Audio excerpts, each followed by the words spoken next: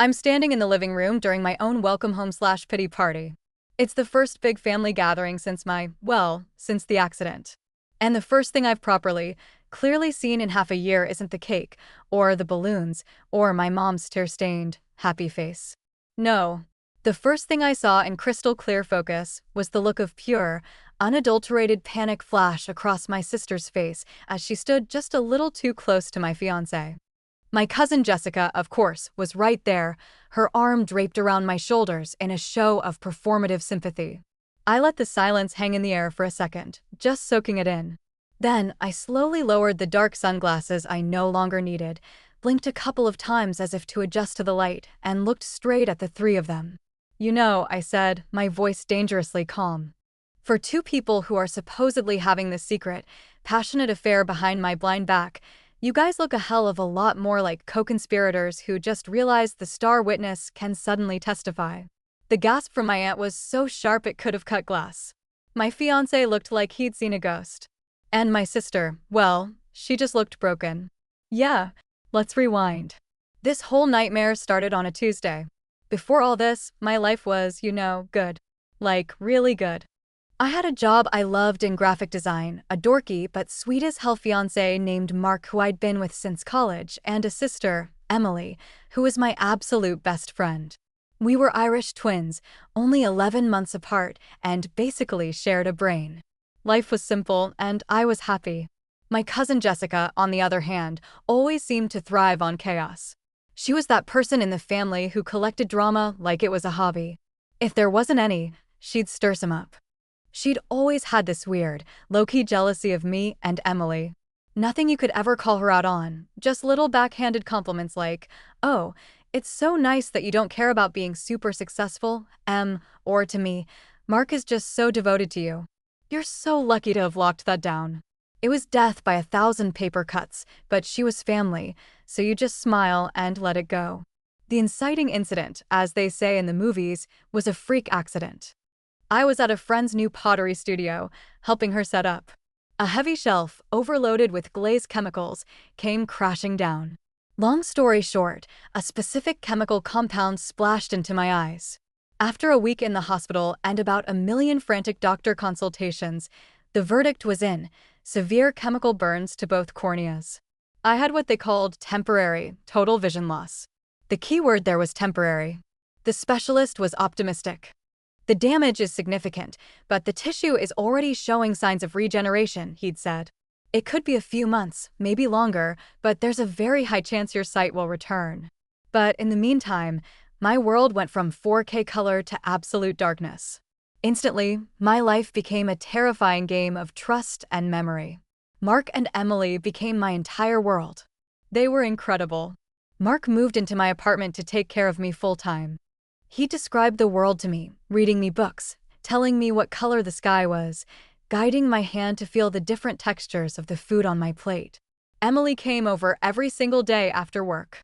She'd do my hair, help me with my physical therapy exercises, and we'd just sit and talk for hours, just like we always had. They were my rocks. My saviors. I was completely, utterly dependent on them.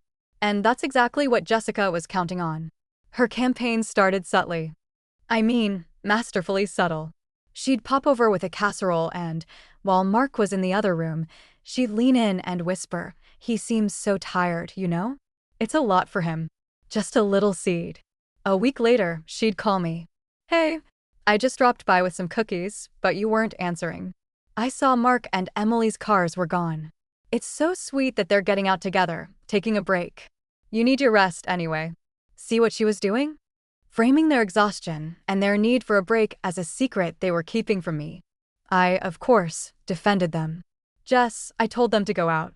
They need a life. I can't have them cooped up with me 24/7. "Oh, I know. You're so understanding. I just worry. You're so vulnerable right now." Vulnerable. She used that word a lot. The first real escalation happened about a month in. Jessica called me, her voice dripping with fake concern.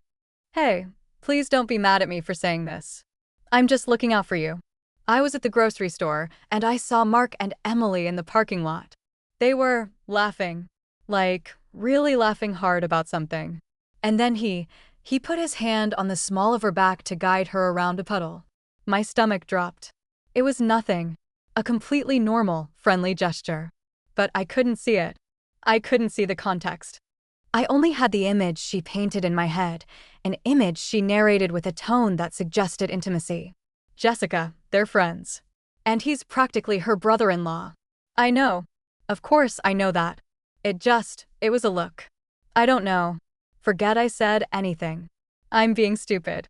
And then she'd hang up, leaving that poison to marinate in the darkness of my mind. That night, I asked Mark about it. Hey, did you guys go to the grocery store today? There was a half-second of hesitation. Yeah, we did. Why? No reason, I said, trying to sound casual. That little hesitation was all the confirmation my paranoid brain needed. Why did he hesitate? What were they hiding? I felt sick. Of course, I found out later the hesitation was because he'd bought me a surprise gift there and was trying to remember if he'd left the bag in the car. But I didn't know that then. From there, it got worse. Jessica became the sole narrator of a story I couldn't see. She was feeding the lies not just to me, but to the rest of the family. She'd have tearful phone calls with my mother. I just don't know what to do. I see them together and there's just this energy. They're trying to be strong for her, but they're leaning on each other. A little too much. I'm so afraid she's going to get her heart broken on top of everything else. My well-meaning but hopelessly naive parents bought it hook, line, and sinker. Their tone with me shifted. It became pitiful. Oh, sweetie, you're being so brave. Are Mark and Emily taking good care of you? They're around a lot, aren't they? They were watering the seeds Jessica had planted. The second major escalation was when Jessica confronted me directly. She came over when she knew Mark and Emily were out picking up my prescriptions. She sat on the edge of my bed, took my hand, and her voice was a stage whisper of pure faux tragedy. I can't do this anymore. I can't watch this happen and not say anything. It's killing me. What are you talking about, Jess? Mark and Emily, she breathed. It's real. I saw them. In your kitchen. He was holding her and she was crying on his shoulder. And then, he kissed her forehead. It wasn't a friendly kiss. It was tender. Lingering. I felt the blood drain from my face. My entire world, which was already so fragile, felt like it was cracking down the middle. I couldn't breathe. No, I whispered. No, you're wrong. I wish I was, she said, squeezing my hand. I think this tragedy has just pushed them together. They didn't mean for it to happen. Of course they would deny it. They don't want to hurt you. But you need to know. You deserve the truth. When I confronted them that night, it was the worst fight of my life. Of course, they denied it. They were horrified. Emily was sobbing, swearing on our mother's grave that Jessica was a manipulative, pathological liar. Mark was pale with fury, saying he couldn't believe I would even think that of him. But Jessica had already prepared me for this. Of course they would deny it, her voice echoed in my head. Their denials, no matter how passionate, just sounded like a script she had already written for me. I was trapped in a prison of my own making, and Jessica was the warden, whispering lies through the bars. I became cold, distant. I stopped talking to Emily. I barely spoke to Mark. My two rocks, my saviors, were now my betrayers. The apartment that was once my sanctuary became a silent, tense hell. All I had was the darkness and Jessica's voice on the phone, telling me how brave I was and how I deserved so much better. The breaking point, the moment the whole damn illusion shattered, came about 5 months after the accident. It started as a flicker, like a faulty old TV turning on. For a split second, I saw a sliver of light from the window. It was gone in an instant, but it happened. I didn't tell anyone. Not a soul. For the first time in months, I had a secret that was truly my own. Over the next 2 weeks, it got progressively better. The flickers became blurry shapes. The shapes became patches of color. I could make out the silhouette of the lamp, the dark rectangle of the TV. I spent hours every day just sitting with my eyes closed, and then opening them for a few seconds, training them, focusing them. I was still pretending to be 100% blind, bumping into things on purpose, letting Mark guide me to the bathroom. I needed to be sure. I needed to see what was really going on. The moment of truth arrived on a Sunday afternoon. I was dozing on the couch, or at least, they thought I was. My vision was still blurry, like looking through a shower door, but I could make out forms and movements. Mark, Emily, and Jessica were all in the living room, speaking in hushed tones. "You have to tell her soon," Jessica was saying, her voice sharp. "This has gone on long enough. It's cruel to let her keep thinking you two are a couple." "Wait, what?" "It's not that simple, Jessica." Mark's voice was strained, exhausted. "How do we even start that conversation?" "Hey, sorry, but your cousin convinced us to pretend we were falling for each other so the eventual breakup would be easier on you." How does that sound? My blood ran cold. "It was for her own good," Jessica insisted. "She can't be a burden on you forever, Mark. It was kinder to invent a reason for you to leave, something that wasn't her fault. It was the most compassionate option." My eyes were wide open behind my sunglasses. Through the blur, I could see Jessica standing over them, gesturing wildly. I saw Emily sitting on the armchair, her head in her hands, her shoulders shaking. She wasn't looking lovingly at Mark. She looked like a hostage. And then, my vision had a moment of pure, shocking clarity. It was like a camera lens snapping into focus. I saw Jessica's face, twisted with a sick, triumphant smirk. I saw Mark looking not at Emily, but at Jessica, with a look of pure loathing. And I saw my sister, my best friend, look up from her hands, her face streaked with tears of guilt and fear. It all clicked into place. This wasn't an affair. This was a hostile takeover of my life, orchestrated by my own cousin. She hadn't just convinced me they were having an affair. She had convinced them to play along with some twisted, insane narrative that it was the kindest way to abandon the blind girl. She had preyed on their fear, their exhaustion, their guilt, and had twisted it into a weapon against all three of us. She wanted Mark. And she wanted to destroy my relationship with my sister in the process. She wanted to leave me with nothing and no one but her. In that moment, I felt a rage so cold and so pure it was almost peaceful. The game was on.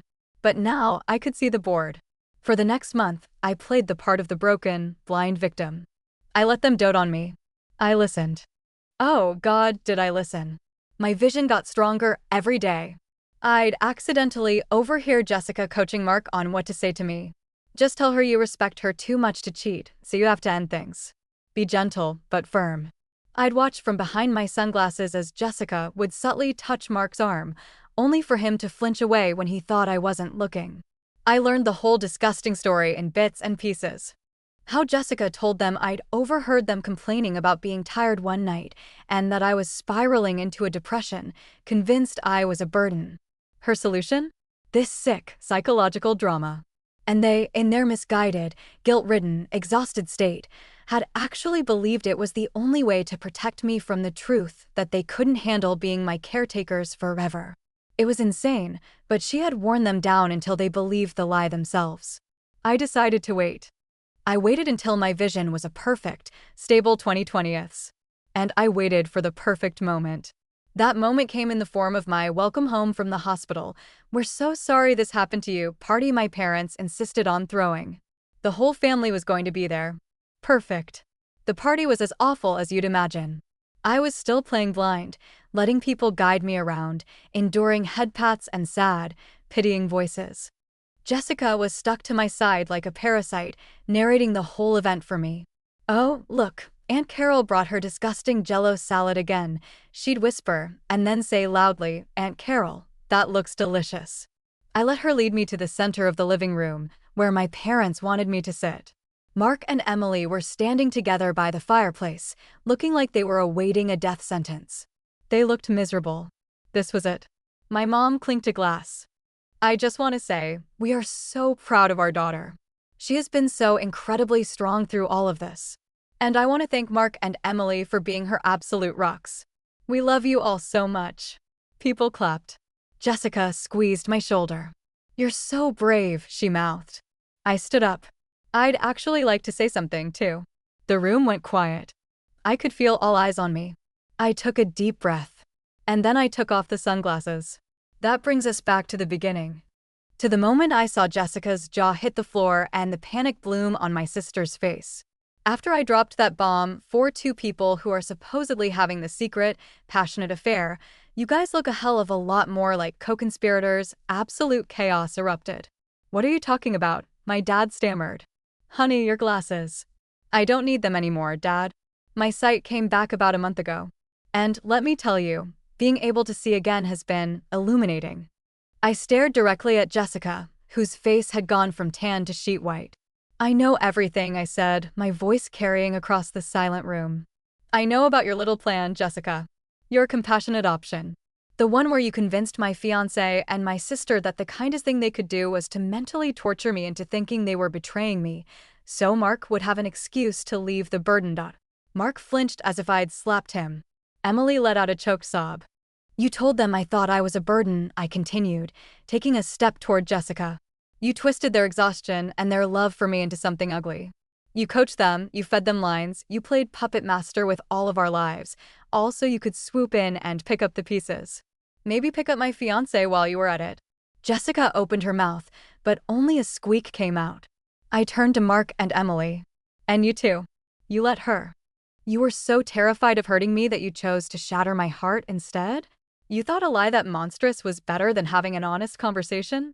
You let this venomous viper whisper poison into your ears until you couldn't tell right from wrong anymore. Did you ever, for 1 second, stop and think for yourselves? That's when the dam broke.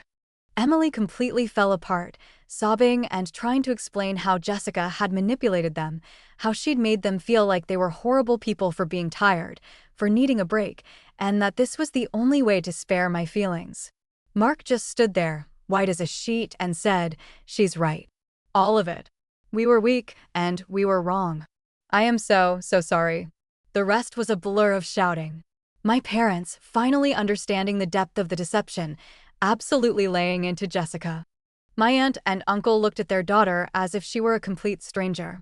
Jessica tried to deny it, of course, sputtering about how we were all twisting her words, how she was only trying to help. But the truth was out, and it was ugly, and it had nowhere to hide. She eventually grabbed her purse and practically ran out of the house with my mom yelling, "And don't you ever come back," after her. So, what happened next? The aftermath. Jessica is completely persona non grata. The family iced her out so hard she might as well be in Antarctica. My aunt and uncle sent me a long, mortified letter of apology. I haven't seen or spoken to Jessica since, and I plan to keep it that way for the rest of my life. Mark and I are done. The engagement is off. He moved out the next day. I couldn't look at him without seeing the man who, on some level, agreed that I was a burden who needed to be handled with a grand, cruel deception. His weakness, his willingness to be manipulated by her, broke something I don't think can ever be fixed. He knows it. He's in therapy, and I hope he figures his own stuff out. My sister, Emily, that's the hardest part. The betrayal from her cut the deepest. We're talking, but it's fragile. We're in family counseling together. She has to earn back my trust, and she knows it might take years, if not forever. Some days I look at her and all I feel is the phantom pain of the lies she let me believe. Other days, I see the sister I grew up with, and I see how broken she is by her own guilt. I don't know where we'll end up, but we're trying. And me? I'm good. Better than good. I'm free. I'm back at work. I'm driving again. I'm reclaiming my life. Turns out, when you spend 6 months in total darkness being gaslit by your own family, you learn a thing or two about your own strength. I learned that I can survive the unimaginable. And I learned that sometimes, the most important thing you can do is learn to trust your own eyes. So yeah, that's how I got my sight back and nuked my family from orbit all in the same afternoon. It was messy, it was ugly, but God, it was worth it. If you think this story is wild, you have no idea. Stick around and hit that subscribe button, because you will not believe what happened when my uncle tried to get my medical settlement money next.